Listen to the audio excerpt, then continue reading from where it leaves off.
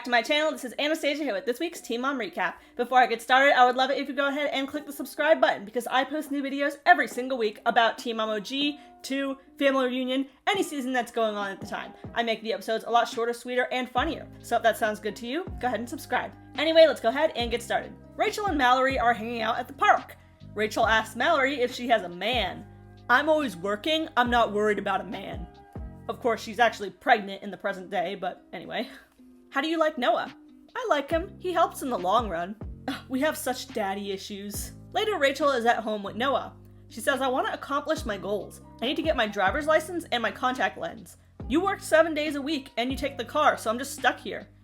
You see, your mom cared about you and your brothers enough to put y'all in driving school. My family didn't care enough to do that, so I'm just studying on my phone now. Bruh. Rachel's lying ass. We literally saw last season, when, at least I did, maybe I'm the only one who watched it, when Stephanie literally offered to drive Rachel to go get her license and Rachel refused to do it. Bitched the entire time, and I'm pretty sure she ran out of the car and just never went to the appointment.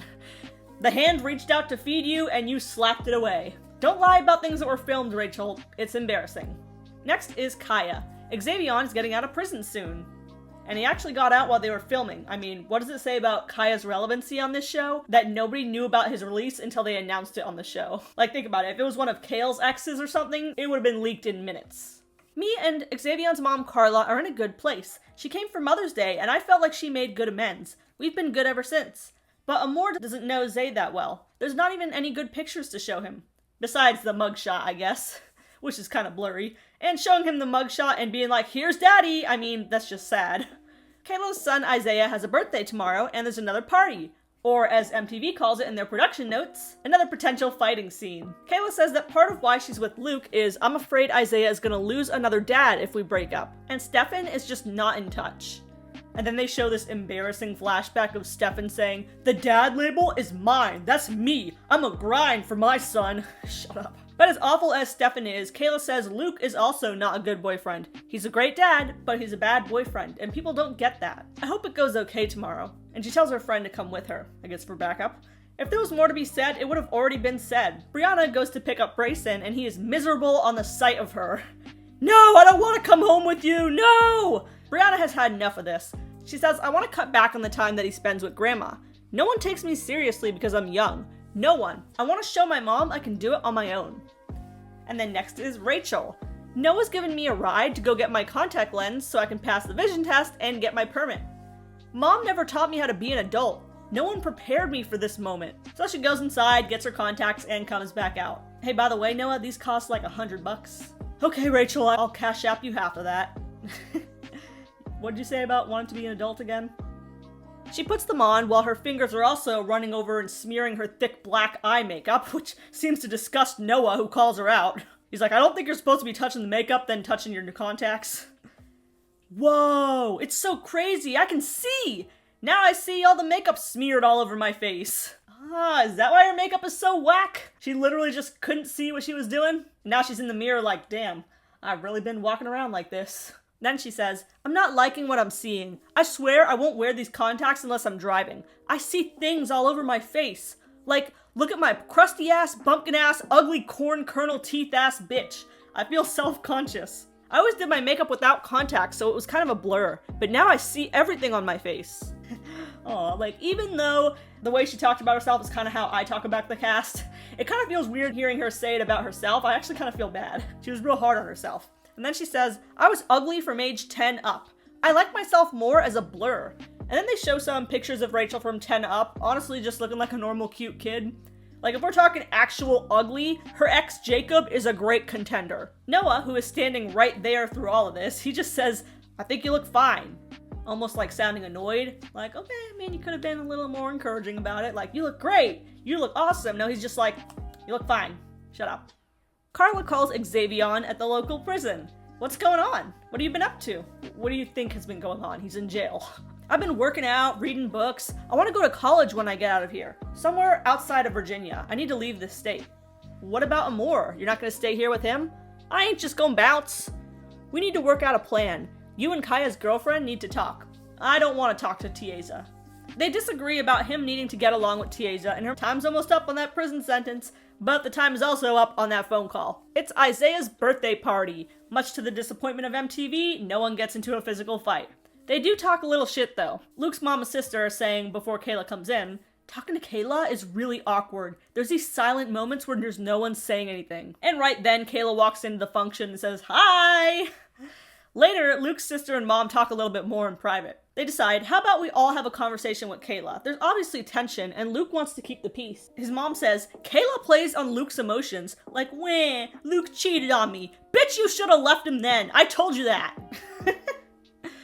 When Luke's wrong, we check him too. Kayla can dish it out, but she can't take it. We've talked for hours on the phone about Luke being wrong, but the second I bring up her wrongs, she can't handle it.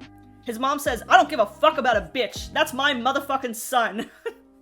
Oh, this is about to explode. Next is Brianna, and I kind of see why her mom annoys her. She's very snide in her little petty comments. So Brianna, I noticed you're not very strict with Brayson's bedtime, which makes it harder on me, by the way.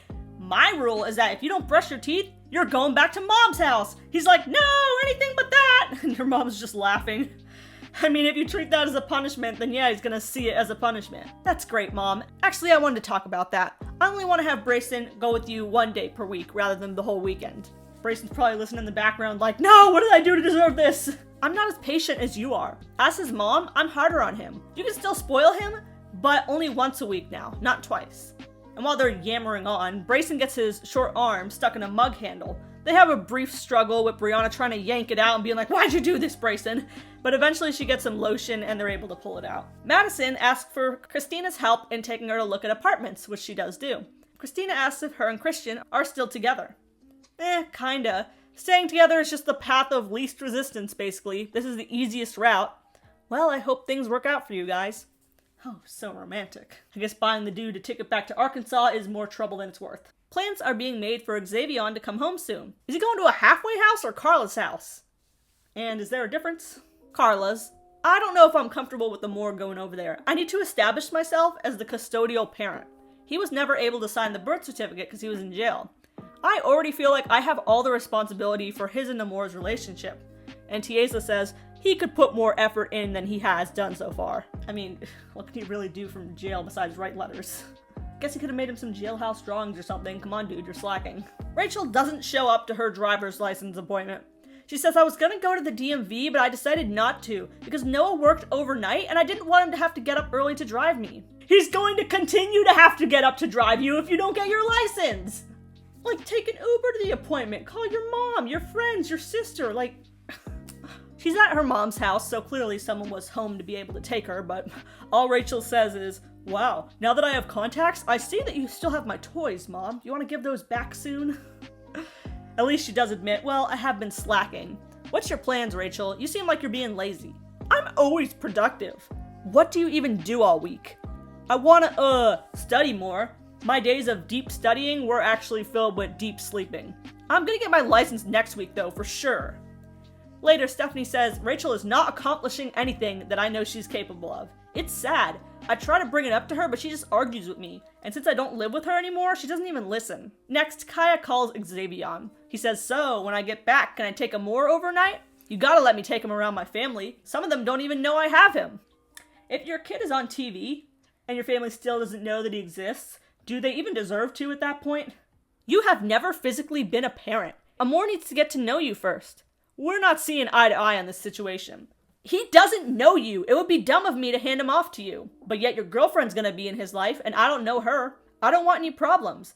Kaia says, on the most adultist shit right now, the only time we'll be together is pretending for Amor. He says it's not about the baby, and she says, oh, but it is, and it's only about him. Well, on the most adultish shit ever, that is the end of this Teen Mom Young and Pregnant episode. What do you guys think of Rachel? Do you think she's lazy? And can you also not wait for Kayla to fight Luke's mom and sister again? Make sure to leave a comment down below, and make sure to subscribe for more Teen Mom recaps every week.